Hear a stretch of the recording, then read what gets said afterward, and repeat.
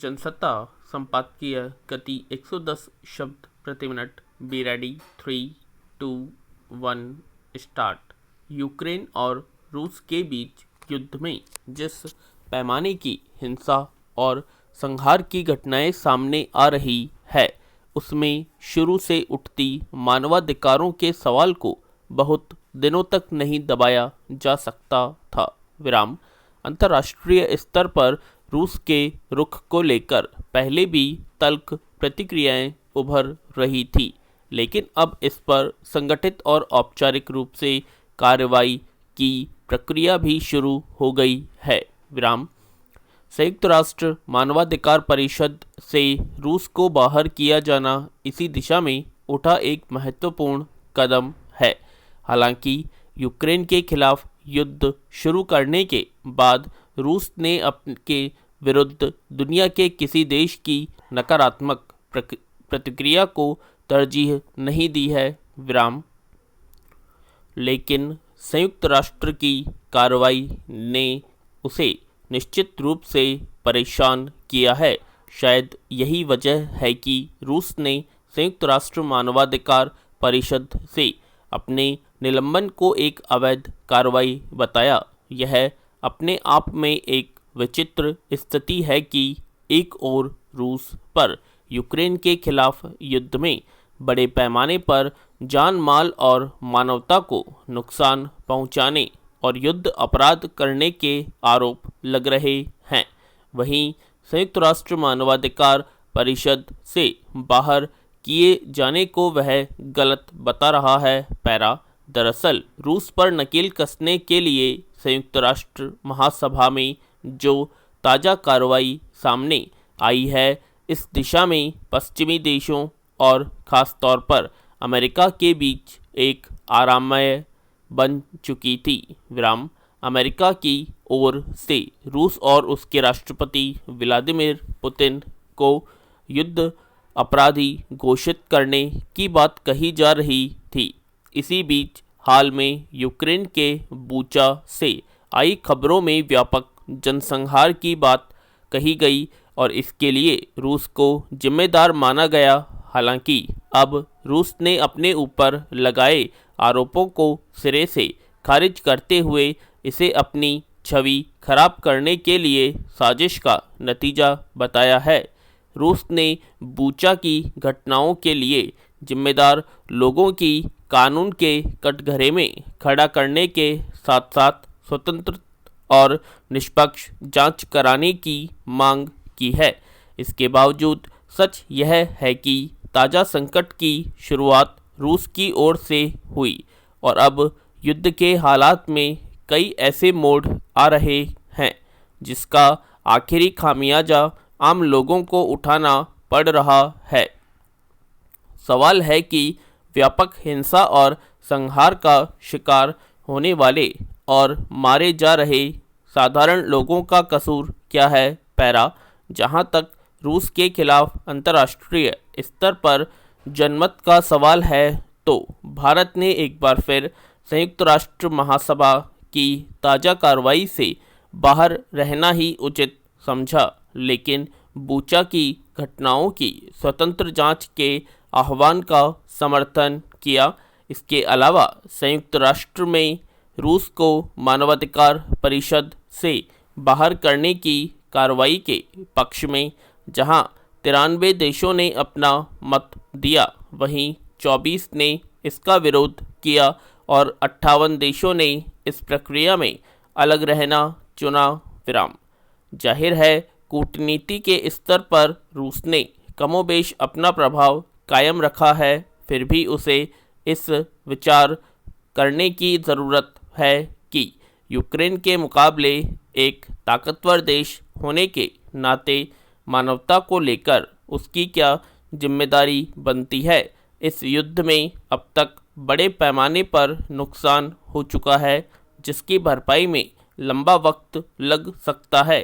कम से कम अब भी संयुक्त राष्ट्र सहित अंतर्राष्ट्रीय स्तर पर प्रभावी देशों सहित खुद रूस को युद्ध की समाप्त करने के लिए ठोस पहल करनी चाहिए। अहम की लड़ाई में आखिरी नुकसान समूची मानवता का ही होगा। पैरा। रिजर्व बैंक की मौद्रिक नीति समिति MPC ने इस बार भी नीतिगत दरों में कोई बदलाव नहीं किया। पिछली बार की तरह इस बार MPC की प्राथमिकता महंगाई को लेकर सतर्क रहने की ही ज़्यादा दिखी। हालांकि MPC ने इस बार भी कहा कि उदारता भरा रुख अब ज़्यादा लंबा नहीं चलने वाला, इसलिए आने वाले वक्त में रिजर्व बैंक से बेहद उदार रुख की उम्मीद नहीं की जानी चाहिए। विराम। मतलब साफ है कि नीतिगत दरों में बदलाव पर विचार हो भी सकता है। लगता है कि MPC आने वाले दिनों के जोखिमों को समझ नहीं रही है। विराम।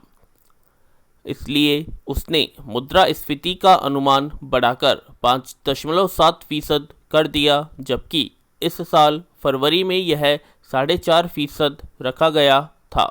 इतना ही नहीं, हालात को देखते हुए GDP वृद्धि दर का अनुमान भी घटाकर 7.2% कर दिया है, जो पहले 7.8% था।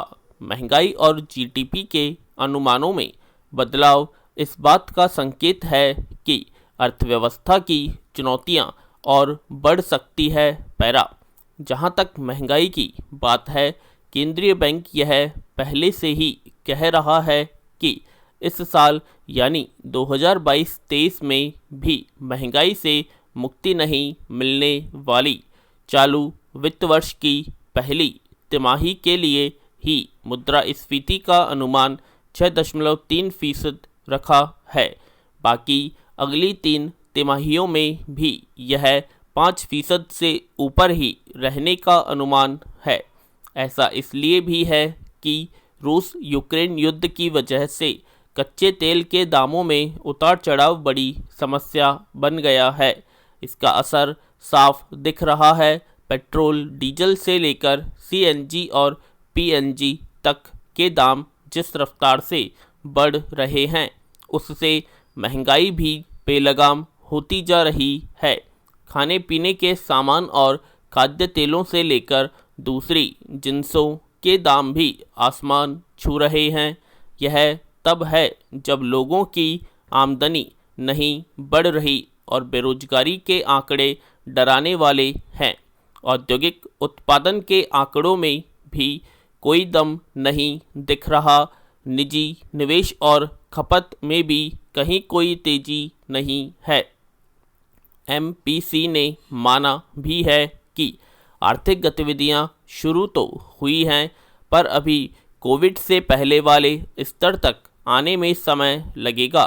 ऐसे में नीतिगत दरों में किसी भी तरह का बदलाव फिलहाल जोखिम भरा ही साबित होता। विराम। अर्थव्यवस्था की चिंता के साथ ही RBI बैंकिंग और वित्तीय क्षेत्र को मजबूत बनाने की दिशा में भी सक्रिय दिख रहा है।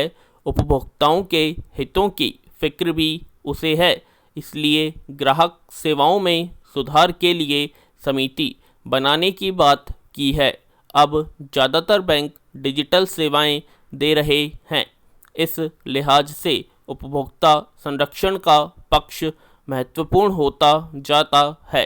बैंक ग्राहकों को एक और बड़ी सहूलियत देने की बात है, और वह यह है कि सभी बैंकों के ग्राहकों को एक ही नेटवर्क पर बिना कार्ड ATM से पैसा निकालने की सुविधा देना। हालांकि अभी कुछ ही बैंक ऐसी सुविधा दे रहे हैं।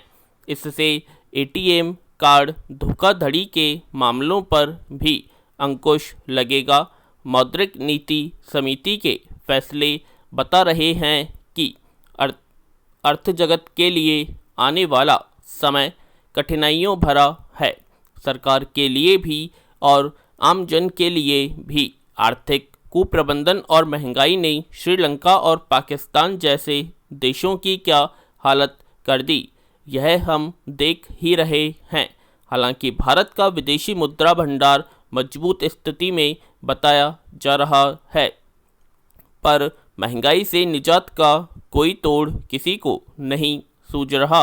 ऐसे में रिजर्व बैंक के लिए मौद्रिक प्रबंधन बड़ी चुनौती है। पूर्णविराम।